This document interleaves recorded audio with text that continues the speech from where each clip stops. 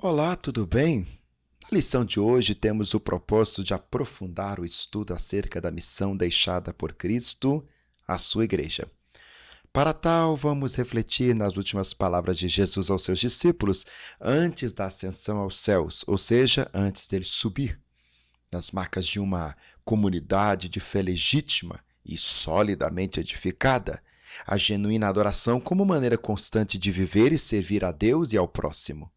O mestre dos mestres, Jesus Cristo, disse e ensinou com seu próprio exemplo que os seus discípulos seriam conhecidos pelo amor manifesto em ações. João 13, verso 35. Apenas dessa forma, a igreja cumpre inteiramente o seu papel de ser sal e luz no mundo imerso em um vazio de escuridão. Vazio e escuridão, palavras caras, né? Mateus 5, versos 13 e 14. Estamos na primeira lição, do mês de fevereiro. A primeira lição do mês de fevereiro, que já é a quinta, a quinta do trimestre. O trimestre que trata o corpo de Cristo, origem, natureza e missão da igreja no mundo. Esta lição quinta vai trabalhar especificamente a missão da igreja de Cristo. Afinal de contas, o que a igreja veio fazer? Qual é o propósito da igreja? E uma pergunta que não quer calar e nós vamos falar aqui na nossa aula. O que é ser uma igreja relevante?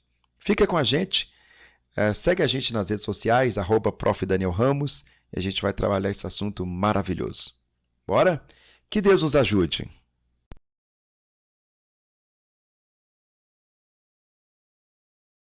O primeiro tópico da nossa lição, o autor vai falar especificamente a respeito de pregação e instrução. O que é isso?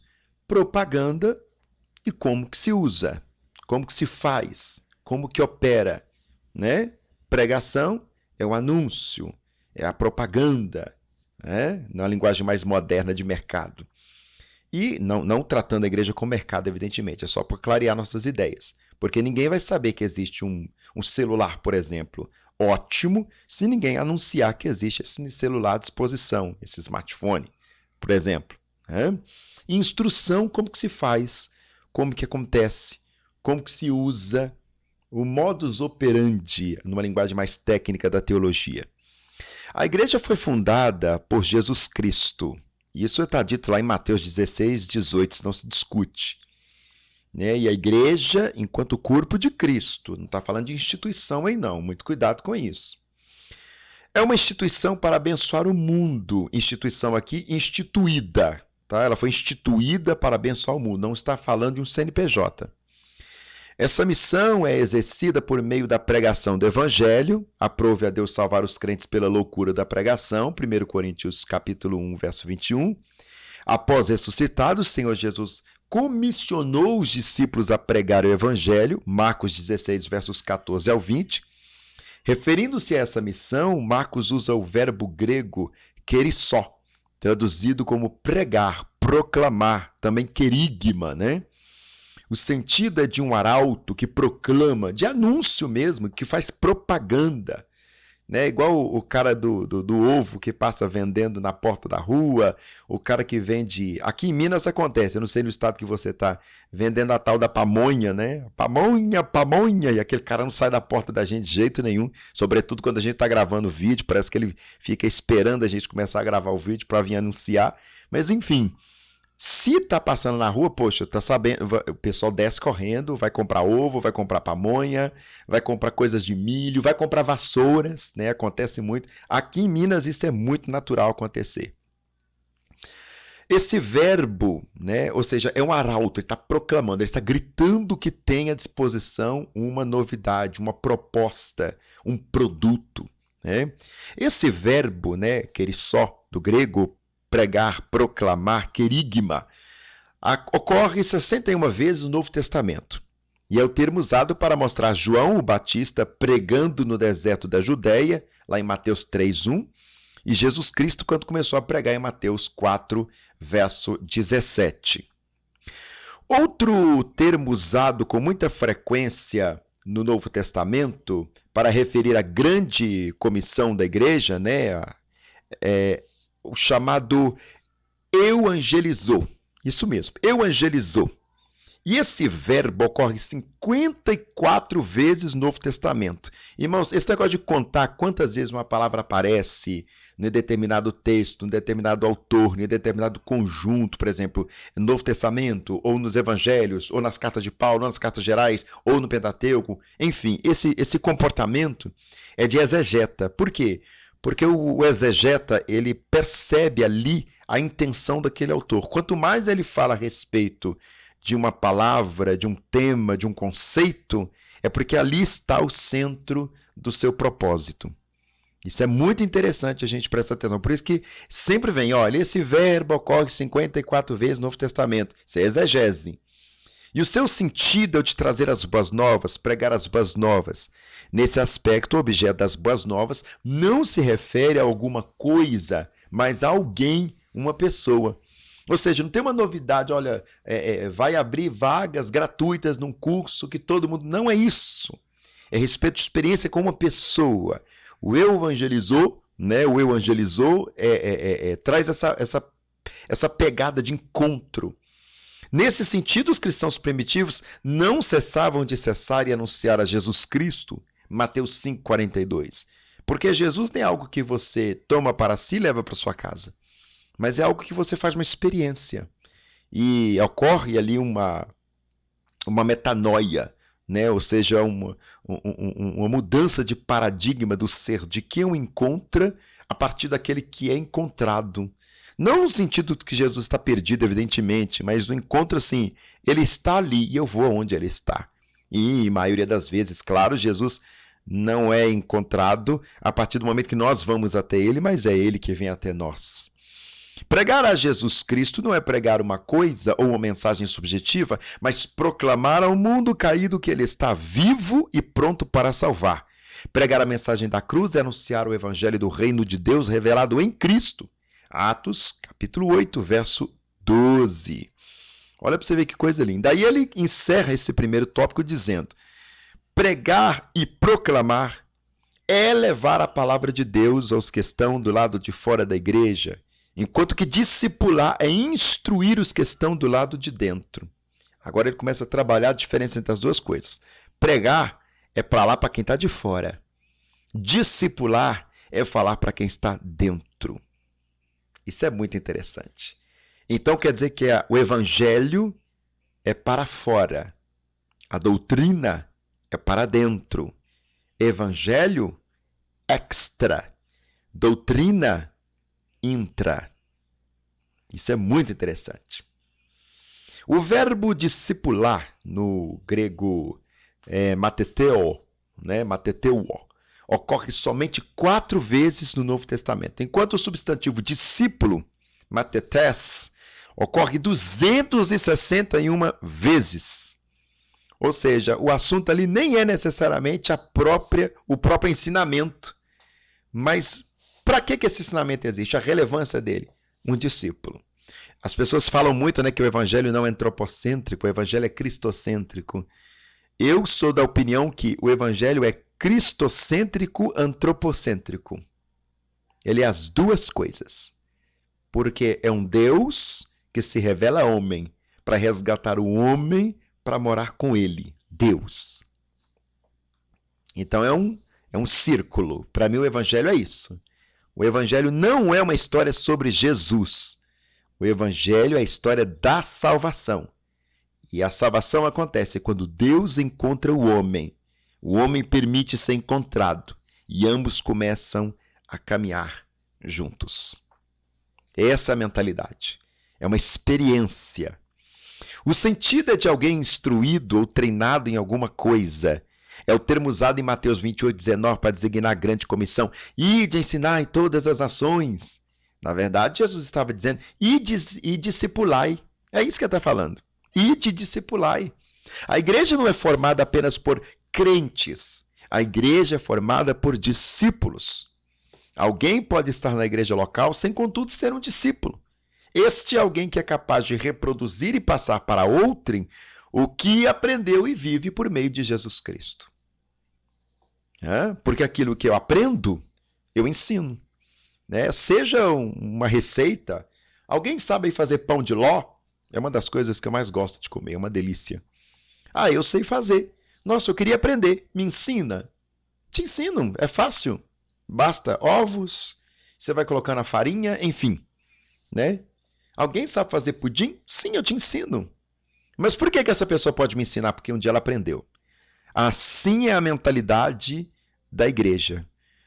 O Senhor não quer crentes, pessoas que professam a fé nele, mas pessoas que aprenderam dele e é capaz de ensinar ele.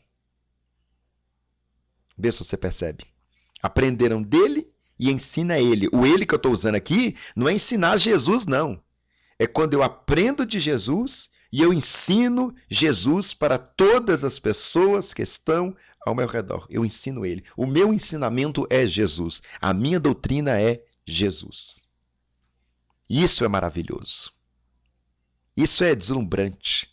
Às vezes as pessoas ficam com esse negócio, não, teologia, é que não precisa de teologia. Irmãos, nós precisamos dar argumentos da nossa fé. Nos tempos que nós estamos vivendo, onde as pessoas estão com acessibilidade cada vez maior às universidades, a conhecimento, né, a conteúdos, é necessário saber alguma coisa, é necessário saber fundamentar, é necessário saber para a própria defesa, por uma questão apologética. Não, mas eu não estou interessado em ser pastor, não. Então eu não vou estudar teologia. Quem foi que falou que teologia é para pastores? Se a gente estudar o movimento teológico dentro do próprio contexto católico, há sim um interesse grandioso de católicos que não querem ser padres, que não vão ser padres, mas que estão interessados em ser teólogos, os chamados leigos. Imagina o nosso meio protestante. Isso devia ser mais forte ainda, né? Porque a instrumentalidade da Bíblia é necessária para os dias de hoje, sobretudo diante de tantos ataques. Mas vamos ver o que o nosso autor tem mais para nos dizer. Essa lição é muito rica. O segundo tópico da nossa lição vai falar sobre adoração e edificação. Enquanto o primeiro tópico falou sobre pregar e ensinar, que é evangelização e discipulado, agora vai falar sobre adoração e edificação. No contexto bíblico, a adoração significa dar a glória que é devida somente a Deus. É tirar a atenção de nós mesmos para centrarmos unicamente no Senhor. Mateus 4,10. A adoração tem a ver com o nosso serviço a Deus. Não é algo que se faz apenas no momento do culto público ou privadamente. Tem a ver com a nossa maneira de ser, agir e viver. É viver a vida para Deus. Isso é muito rico. A perspectiva de adoração do nosso autor aqui implica uma vida de adoração. Não é liturgia, ou seja, não é coisa do culto. Não é o culto doméstico. Muita gente ainda briga até hoje, né? O nosso problema é que a gente parou de fazer o culto doméstico. Eu não sei se esse é o nosso problema, mas que é uma ideia legal, sim, é maravilhoso. Eu sou do tipo que fui criado com culto doméstico todo dia, toda semana, um dia na semana, tinha o culto doméstico na nossa casa. Isso é maravilhoso. Quem teve essa experiência quando criança, isso não esquece jamais. É maravilhoso. E tinha tanto culto doméstico quanto com nossos pais ali, né? O meu pai e minha mãe fazendo com a gente.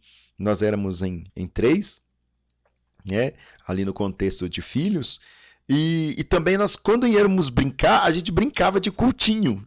E virava um culto, né? Eu lembro que aconteceu de uma vez, o meu vizinho aceitou Jesus e está até hoje nos caminhos do Senhor nessa brincadeira. Ele foi criança, eu quero mais, eu vou para a igreja com vocês, e está até hoje. Casou e consegue, manteve a sua vida de conversão. Ou seja, não era para a criança ali, parece uma brincadeira, mas a criança tem isso, né, de imitar os adultos. Isso é maravilhoso, uma vida de adoração. Não é só liturgia, não é uma coisa sacramentária, que eu vou, recebo, volto para casa e a vida continua como se eu nunca tivesse participado. Não, não é isso. A adoração é uma experiência, é um modus operandi, é praxis, é vida. Eu durmo adorando, acordo adorando, vou para cima e para baixo em adoração. Todos os meus atos adoram o Senhor. Isso não tem nada a ver com ficar falando em línguas o tempo todo, em ficar com trejeitos pentecostais, por exemplo, dentro de um supermercado. Não é isso. Nós estamos falando de uma vida que em tudo que você faz e tudo que você entra, tudo que você se envolve, glorifica o nome do Senhor. É aí que entra o princípio sólido da santidade, quando a vida é uma vida de adoração. É aí que implica a perspectiva de adoração em santidade. Trazer o melhor para Deus num culto não significa fazer um louvor espetacular. Aliás, se tem uma coisa que não comove Deus, é espetáculo. O que comove Deus, o que chama a atenção de Deus, é o que nós estamos fazendo ali na liturgia. Retrata toda a nossa vida. É símbolo de tudo que nós vivemos no nosso dia a dia. É uma síntese de todo o nosso viver. Este é o verdadeiro culto santo a Deus. Esta é a verdadeira adoração. Este é o verdadeiro melhor. Melhor para Deus é no sentido de prioridade. Eu até quero pecar. Minha carne está pedindo o pecado. Mas a minha prioridade é adorar o Senhor. Minha prioridade é alegrar o coração do Senhor. Renuncio ao pecado para ver o Senhor feliz. Parece um pouco romântico, eu sei. Mas dá para clarear nosso entendimento do que é que significa a questão da adoração, que muitas vezes é trazida em nosso meio no sentido abstrato e nada objetivo. E aí complica mais em nossas cabeças, que em vez de responder, acaba gerando mais dúvidas. A adoração tem a ver com a nossa maneira de ser, a nossa maneira de agir, nossa maneira de viver. Viver a vida para Deus. E viver a vida para Deus significa que parece que eu estou enclausulado, né? Que estou vivendo em clausura, tipo uma freira. Não é isso, não é isso. Não é isso. Você trabalha, você namora, você casa, você tem momento de diversão, passeios, festas, mas tudo isso vai crente, permanece crente, volta crente. Esse é o sentido do termo grego latreia, traduzido como adorar. O apóstolo Paulo roga à igreja que apresente a Deus o seu corpo em sacrifício vivo, santo e agradável a Deus, que é o nosso culto racional. Romanos 12:1. A palavra culto, nesse sentido, traduz o grego latreia. O que é isso? O sentido de um serviço prestado a Deus de forma consciente. Eu quero, eu escolho, eu opto, eu renuncio. Isso é racional, gente. E tudo isso não pode ser um momento, tem que ser integralmente. É viver totalmente para o Senhor. A igreja é uma comunidade proclamadora, adoradora e edificadora. A palavra grega oikodomé, traduzida como edificar, é usada no seu sentido literal de construir um edifício e metaforicamente no sentido de crescimento espiritual. O sentido primeiro é usado por Jesus em referência à casa edificada sobre a rocha, Mateus 7:24. E no segundo sentido, em Efésios 4:12. Nessa última referência, o apóstolo Paulo diz que Deus pôs na igreja os apóstolos, os profetas, os evangelistas, os pastores e mestres para a edificação do corpo de Cristo, os 5 ministérios. Infelizmente, na maioria das igrejas, tem 1 ou 2, e olhe lá quando tem 2. Este, por exemplo, é o objetivo dos dons espirituais, trazer edificação à igreja, 1 Coríntios 14:13. O dom espiritual não tem a finalidade de dizer, não, o Daniel é vaso, o Daniel é crente, o Daniel é santo, porque dom não legitima ninguém. A finalidade do dom não é legitimar quem eu sou, mas edificar o corpo. Quem é o corpo? Eu? Não, a igreja. Eu sou membro. Eu sou membro do corpo. O corpo é a igreja. Eu não sou igreja. A igreja são os membros reunidos. O corpo. Não existe eu sou igreja no Novo Testamento. Toda vez que esse termo aparece, essa terminologia, né? Aparece nós somos igreja. É no plural. Eu sou membro. Não existe membra, gente, pelo amor de Deus. Vamos respeitar a língua portuguesa, né? Não tem essa coisa de membra. Homens e mulheres são membros do corpo de Cristo. Né? Que só dando um abre aspas na gramática. Minha perna, substantivo feminino, é membro do meu corpo. Hã? E este, por exemplo, é o objetivo dos dons espirituais, trazer edificação à igreja, como nós já dissemos, 1 Coríntios 14, 3. Assim, quem fala em línguas em públicos, em interpretação, edifica a si mesmo. 1 Coríntios 14, 4. E dá a impressão que edifica a si mesmo não é útil. Como assim não é útil? Se eu falo em línguas e edifico a mim mesmo, tem uma utilidade ali. A gente não pode proibir o falar em línguas porque não está tendo interpretação. Porque quem fala em línguas com interpretação edifica a igreja. Mas quem fala a si mesmo edifica a si mesmo. Ou seja, só pode edificar a igreja, não pode edificar a si mesmo. Por que não? Ele só esclareceu a finalidade. Interpreta, edifica o corpo. Sem interpretação, edifica a si mesmo. Mas ele não diz que um pode e o outro não pode. Contudo, não edifica a igreja, não entendeu o que foi dito. Né? Ou seja, 1 Coríntios 14, verso 5. Dessa forma, o apóstolo exorta os crentes a buscar edificar uns aos outros. É isso que ele pede. Né? Olha, busque os melhores dons, sobretudo de profetizar. Profetiza. Né? E profetizar, irmãos, não é essa palavra quase que esotérica, né? Abra tua boca e libera. Não é assim. É algo inspirado. É algo inspirado. Abra o seu coração e deixa o Espírito inspirar. Deixa Deus fecundar todo o seu intelecto, toda a sua razão. Deixa as loucuras de Deus humilhar toda a nossa sabedoria. E aí ele fala, através de nós. E assim a gente conclui esse tópico segundo, explicando que a genuína adoração e edificação mútua é o fruto da vida de devoção e serviço a Deus em contínuo crescimento. Eu falo em línguas, edifico a mim mesmo. Um crente edificado pode edificar uns aos outros. Tudo começa aqui.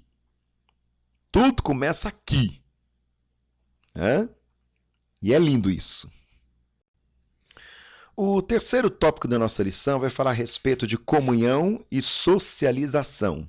Isso é importante, irmãos. Comunhão e socialização. Adoração individual é importante? Claro que é. Mas a adoração em conjunto ela é maior ainda. Um dos pilares da igreja primitiva estava na comunhão.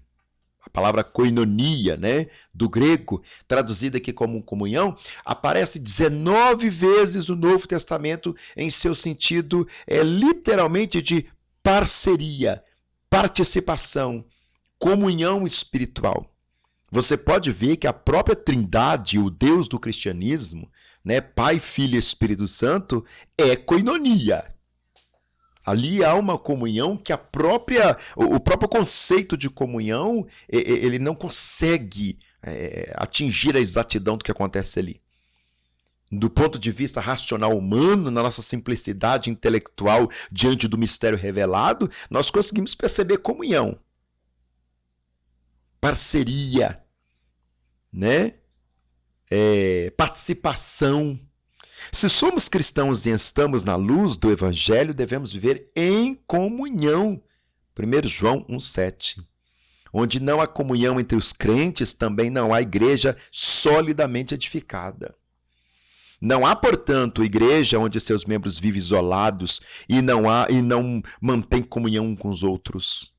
E quando eu estou falando, eu vou pegar esse gancho aqui do nosso autor aqui e vou expandir ainda um pouco mais.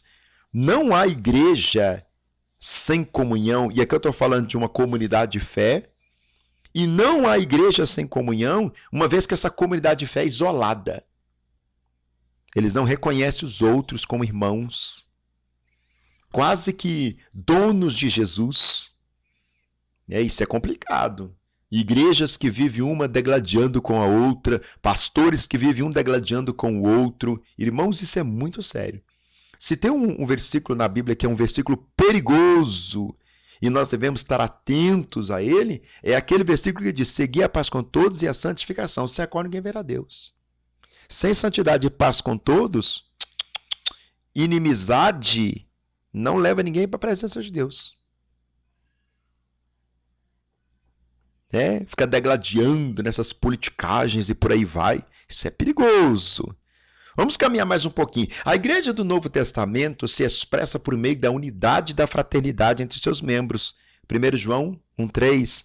Jesus orou pela união fraterna dos seus discípulos. João 17:21. Quando ele fala, eu rogo, Pai, que faça deles um, em volta de um só pastor. Essa mentalidade está muito presente em João, João é um pastor de várias igrejas, mais ou menos tipo o exemplo de Paulo, para a gente andar mais rápido aqui. Então ele quer que todas essas comunidades sejam uma, seja una. A igreja é una. Ah, mas o irmão ali é calvinista e eu sou arminiano. Irmãos, isso não faz dele herege, nem faz eu herege. Isso é divergência teológica, divergência doutrinária. Ah, mas aquela igreja ali permite usar batom e a minha igreja não permite usar batom. Meu Deus, isso é divergência de costumes. O que isso implica em salvação? Se os irmãos dali compreendem que a salvação é através da predestinação e é Deus que predestina, e a igreja de cá, que é a minha igreja, compreende que salvação é a mesa preparada e você escolhe ou não ser salvo, qual é a diferença? O que isso atrapalha no projeto da salvação? Porque o projeto da salvação continua sendo o mesmo. É um Deus encarnado, que padece na cruz, ressuscita ao terceiro dia, e através do seu sangue, meus pecados são limpos. E um dia ele vem para me buscar. Pronto. Nesse meio, entre meu sangue lavado e ele vem para me buscar, ele deixou o Espírito Santo para cuidar de mim. Aonde? Onde, pelo amor de Deus, que o outro irmão fica herege e ele não pode ser chamado de irmãos? O fato de fulano gostar mais de massas e eu de verduras, frutas e legumes, não faz dele nem melhor e nem eu pior. São só divergências. O grande problema do cristianismo hoje, talvez isso seja o nosso calcanhar de Aquiles, é que a gente presta muita atenção nas diferenças e pouca atenção nas semelhanças. E se você parar para perceber, desde o cristianismo católico até o cristianismo tradicional e o pentecostal, o reformado tradicional pentecostal, enfim, tem muito mais semelhanças do que divergências. Mas nós somos mesquinhos. Nós ficamos pegados. É calvinista. Não pode pregar aqui que é calvinista. O que pode ser mais meninice do que uma pessoa que não consegue dialogar com o diferente? O que pode ser mais infantil de que alguém que não permite o diálogo com o diferente? Nos tempos que nós estamos falando sobre democracia, democracia é literalmente isso. Ainda que eu não concorde com o que você está dizendo, eu vou brigar até o fim para que você tenha o seu direito de dizer. Porque se eu permito que você se cale, amanhã me calarão. Isso serve no âmbito geral. Eu sempre disse que igreja é modelo de sociedade. Não há igreja onde os membros vivem isolados. Isso é seita, sectário. E não mantém comunhão uns com os outros. A Assembleia de Deus passou por isso um tempo. A gente sabe disso. Não muito longe, até ali um pouco dos anos 90. Nossas, se a gente fosse em outro ministério, era disciplina na certa. Não tinha outra questão. Mas graças a Deus, o conhecimento chegou e a gente saiu dessas bobajadas, essas infantilidades, essas meninices. A igreja do Novo Testamento se expressa por meio da unidade e da fraternidade entre seus discípulos. Jesus orou pela fraternidade de seus discípulos. Um dos grandes males da igreja odierna, ou seja, do tempo que nós estamos vivendo, é justamente na quebra da comunhão cristã, que se tem provocado muita fragmentação do corpo de Cristo. Eu lembro que uma das últimas pesquisas do IBGE, as pessoas não sabiam dizer se eram pentecostais ou tradicionais, porque a divergência de igreja é tão grande e o discipulado é tão baixo, tão pequeno, que os membros de uma comunidade de fé não sabem se identificar como pentecostais ou não. Eu chego em aula de teologia para irmãos que vão fazer teologia e eles não sabem se são pentecostais ou não. Eu falo, de que igreja que você é? Porque quando se abre um curso teológico, mesmo na Assembleia de Deus, qualquer pessoa pode matricular, mesmo não sendo da Assembleia de Deus. Já tive, por exemplo, irmãos, uma aluna que era espírita. Né? Tive uma aluna que era espírita. Ela não era assembleiana, não era cristã, ela era espírita, ela era kardecista. E produzia um dos trabalhos mais ricos que eu tive o prazer de corrigir em toda a minha carreira, em todo o meu magistério. Então se abre. Aí você pergunta para a pessoa, e de que igreja que você é? Ah, eu sou da comunidade de fé tal, tal, tal, tal. Vocês são pentecostais? Ah, não sei. Coisa que é do assunto do discipulado ali, ó, para levar a pessoa para o tanque de batismo. Coisa que é clareada ali, ó. No primeiro momento, o que é que a gente professa, o que é que a gente crê. A pessoa vai para o tanque de batismo sem saber o que é que ela crê. Então, para que serve discipulado? Né? Um dos grandes males da igreja moderna é que ela está justamente na quebra da comunhão cristã e tem provocado grande fragmentação do corpo de Cristo. Isso sem falar da fragmentação interna. Várias Assembleias de Deus dentro de uma Assembleia de Deus só. Devemos, portanto, nos esforçar por manter a comunhão cristã em nossas igrejas locais. Cuidado, irmãos. Porfias, dissensões, isso não tem a ver com o corpo de Cristo, isso é antagônico à koinonia. Hebreus 13, verso 6. Na esfera social, a fé cristã precisa ser expressa na esfera pública. Ela tem o seu lado social. Se por um lado o substantivo grego koinonia significa comunhão, por outro lado o verbo grego koinonel possui também um sentido de ajuda contributiva e partilha, que é o comportamento do pessoal aí que gosta de célula. Aí, irmão Daniel, você é a favor ou contra a célula? Eu não sou a favor nem contra. A ideia é fantástica, desde que se siga a ideia. Né? Porque desde a minha época de criança, eu via célula, só que não chamava célula, chamava culto doméstico, chamava ponto de pregação, que era um grupinho bem pequenininho, né? Bem pequenininho mesmo, de no máximo 10 pessoas aí, quando estava 10 pessoas, era um grupão já, para o objetivo de evangelização, e célula é isso. Eu tenho uma tia que ela se converteu através de célula. Como é que eu posso criticar a célula? E aí, quando você foi ver de perto a célula que ela se converteu, é uma célula que segue literalmente a prerrogativa do que é uma célula. É um grupo pequenininho de pessoas que partilham a palavra. Ali pode ir qualquer pessoa, porque se fulano não vai na igreja, ele vai na casa da vizinha. Na casa da vizinha está partilhando a palavra. Na partilha da palavra, a pessoa pode ser tocada, pode ter o seu encontro com Cristo. No encontro com Cristo, ela entrega a vida para Jesus. Entregando a vida para Jesus, ela faz parte do corpo, passa a frequentar a igreja. É um método fantástico. Silencioso, sutil, né? Uma das coisas que eu não concordo muito, pelo menos aqui na região de Belo Horizonte, na região metropolitana de Belo Horizonte, a pessoa pegar uma caixa de som e ir para o meio da rua fazer culto. Os chamados culto ao ar livre. Talvez em cidades mais interioranas isso funciona, mas nas grandes cidades funciona mais. Isso se transforma em incômodo, não em anúncio. Porque aquilo servia para dizer, nós estamos aqui. Mas as pessoas já sabem que nós estamos. Ele já sabe que nós estamos aqui. Nós já fizemos mais de 100 anos. Já é notório à sociedade que nós estamos aqui. Então isso não funciona mais. E esses trabalhos mais domésticos funcionam? Sim. Rede social funciona? Sim. A célula precisa ser toda semana? Não. Ela pode ser toda primeira quinta-feira do mês, toda primeira quarta-feira do mês. E você sabe, célula não é culto. Célula é partilha. Uma coisa é almoço, outra coisa é lanche. No comparativo, culto seria o almoço e célula, lanche. Lanche não substitui um almoço.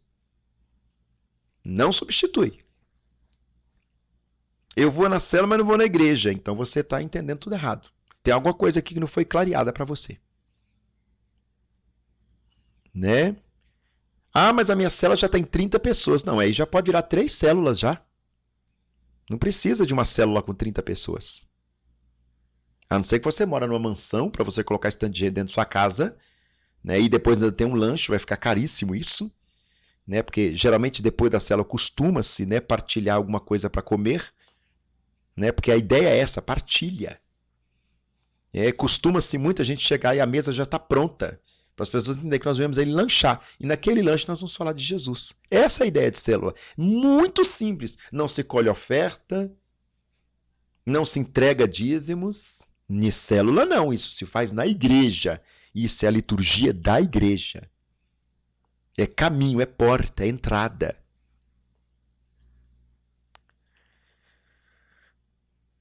O termo ajuda contributiva e partilha é usada por Paulo com sentido em Romanos 12, verso 13.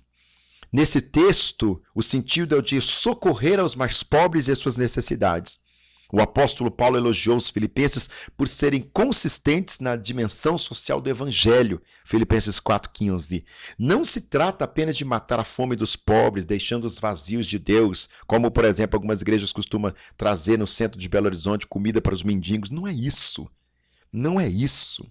Igual eu estava observando uma certa comunidade que eu estava dando aula. O pessoal estava reunindo, levando comida para mendigo lá no centro, enquanto o pastor da igreja estava passando necessidade. No mínimo, isso é pecado. Para não te falar outras coisas, só para te chocar. Isso é pecado. Porque se eu não dou conta de sustentar os da casa, ou se eu estou negligenciando o apoio aos da casa, sobretudo o meu pastor, para atender mendigo lá no centro, uma vez que a minha igreja não está no centro, a minha igreja estava, essa igreja especificamente, estava bem numa comunidade carente. Por que você está levando comida para mendigo no centro? Sua igreja está plantada no centro? Que evangelização é essa que você está trabalhando no lugar onde você não foi plantado? Então se a gente falar assim, a gente não vai mandar missionários para a África, mas isso é muito específico. Isso é muito específico. Isso não é evangelização, isso é missiologia. Eu nunca vi falar missiologia levando comida para mendigo no centro. Esse método, irmão, não tem jeito. O pastor passando necessidade e o povo se organizando em grupo para levar comida para mendigo no centro. Muito bonito. Aquele que me alimenta da graça de Deus, da palavra de Deus, passando necessidade e eu alimentando mendigo. No mínimo, para a gente encerrar a discussão, pecado. Pecado de negligência. O que é o pecado de negligência? Eu posso, mas não faz. Eu posso, mas ignoro fazer. Não se trata apenas de matar a fome dos pobres, deixando os vazios de Deus. É o exercício da fé cristã na sua integralidade. A igreja, portanto, não pode exercer sua fé de maneira bíblica, esquecendo os mais carentes, mais pobres. Eu já falei isso em várias aulas. Os pobres não é problema da igreja. Isso não é um problema da igreja. Os pobres é um problema do Estado. A igreja tem o papel de auxiliar o Estado em resolver o problema da pobreza, mas não é um problema da igreja. Então, não esquece que a sua igreja é uma igreja e transforma ela numa ONG, que você vai completamente se desvirtuando da coisa. Eu levo a palavra e uma cesta básica. Eu levo a palavra e pão. Eu levo a palavra e uma ajuda financeira. É a palavra, a bandeira é a palavra. O grande problema da TDL, a Teologia da Libertação, e a TMI, que é a Teologia da Missão Integral, é justamente confundir a bandeira do Evangelho e trocar ela por a bandeira do pobre. É o pobre no centro, não o Evangelho. Que modelo de igreja somos quando poucos têm muito e muitos têm tão pouco? O apóstolo exorta a igreja para atentar para este fato. Tiago 2, 15 e 16. Mas, honestamente, eu não vou entrar nessa última parte aqui, que é fantástica. Eu estou amando essa lição, porque aí nós vamos ter que mexer em toda a estrutura. Isso é muito denso, muito profundo. E é melhor deixar para um outro momento, é melhor trabalhar isso no outro contexto. A conclusão da nossa lição de hoje, vimos que a Igreja de Cristo tem uma grande missão aqui na Terra. Ela foi chamada para ser sal e luz. Como sal, ela salgará o mundo com a mensagem da cruz em uma sociedade que está corrompida pelo engano do pecado. Antes de completar isso aqui, deixa eu abrir um parênteses. Cuidado com a quantidade de sal. Muito sal, em vez de dar sabor, torna intragável. Mais claro que isso, impossível, gente. Como luz, ela resplandecerá nas densas trevas que cobre o mundo sem Deus. Outro abre aspas. Muita luz, ao invés de nos auxiliar no caminho, pode nos trazer cegueira.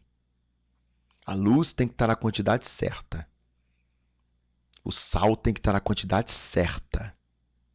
Nem para mais, nem para menos. Ao mostrar isso, Jesus Cristo ao mundo perdido, a igreja produz discípulos e os transforma em adoradores. A igreja cumpre a missão para a qual foi chamada. Deus abençoe vocês. Te espero na próxima lição.